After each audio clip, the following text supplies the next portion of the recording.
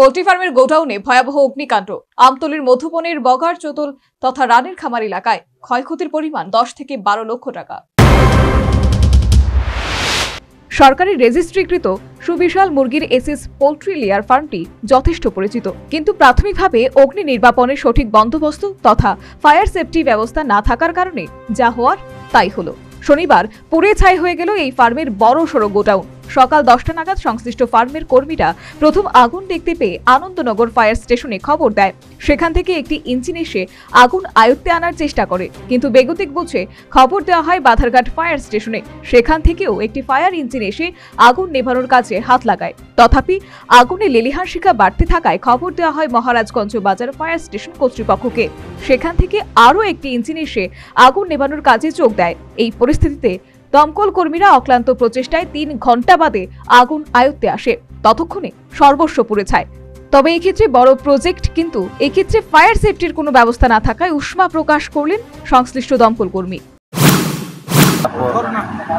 মহারাজগঞ্জ বাজার আসার পর এখনো কাজ চলছে, কারণ জল দেওয়ার পরে এখানে জল দেওয়ার মতো কোনো সুবিধা নেই। জল দিলেও জল ঢুকতেছে না, জলে কোনো কাজ হয় না, কারণ এত পরিমাণ পিচবোর্ড এবং এত পরিমাণ ডিমের পেডি, যেগুলো ডিম প্যাকিং করা হয়, এত পরিমাণ মানে পুরোটা ঘর ভর্তি ছিল।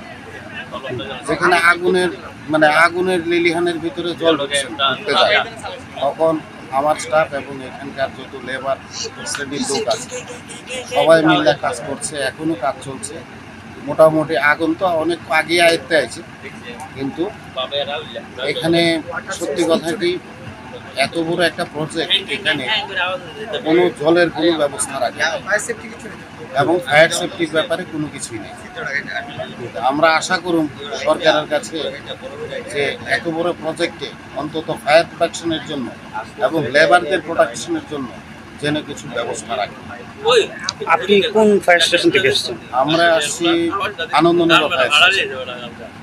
আমার প্রথম, যেহেতু আমার জুরিডিকশনে আছে, সুতরাং আমরাই প্রথম অ্যাটেন্ড করছি, ফার্স্ট অ্যাটেন্ডার, তারপর বাধারঘাট, তারপর মহারাজগঞ্জ। 3 গাড়ি আমাদের একসঙ্গে কাজ চলছে। এই অগ্নিকাণ্ডের সূত্রপাতের ব্যাপারে কিন্তু সঠিক করে কিছু বলতে পারলেন না এই ফার্ম তথা গোডাউনের মালিক অমল বণিক। ক্ষয়ক্ষতির পরিমাণ 10 থেকে 12 লক্ষ টাকা বলে তিনি জানিয়েছেন। এটা হলো আমাদের ট্রে গোডাউন, ট্রে আর হলো বক্সের গোডাউন। ডিমের যে ট্রেগুলি থাকে এটা ভিতরে থাকে। তো বাই হয়তো আমরা 10টার সময় দেখলাম হঠাৎ ঘরের থেকে আগুন জ্বলতেছে। তো এটা হয়তো ইলেকট্রিক সার্কিট নতুবা কোনো ব্রিজের বা কোনো কারণে আগুন। ক্ষয়ক্ষতির পরিমাণটা কিরকম হবে? 10 থেকে 12 লাখ, 10-12 লাখ টাকা। এই ফার্মটার নাম কি? SS poultry breeding farm, layer farm.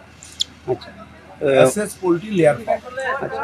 মানে এখন কি আগুন কি আয়ত্তে আইছে? হ্যাঁ, আগুন টোটালি আয়ত্তে হয়ে পড়ছে। ফায়ার ব্রিগেডের তারা খুব পরিশ্রম সহযোগিতা করছে। আমাদের ওয়ার্কাররা তো আছেই, এবং ফায়ার ব্রিগেডের তারাও খুব সহযোগিতা করছে।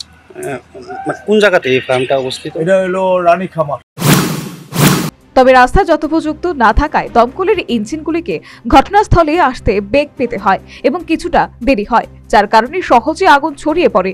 সর্বোপরি অনাকাঙ্ক্ষিত অগ্নিকাণ্ডে রানীর খামারের পোল্ট্রি ফার্মের গোডাউনটি ভস্মীভূত। ব্যাপক ক্ষয়ক্ষতি, এলাকায় তীব্র চাঞ্চল্য সৃষ্টি। Bureau report, news vanguard.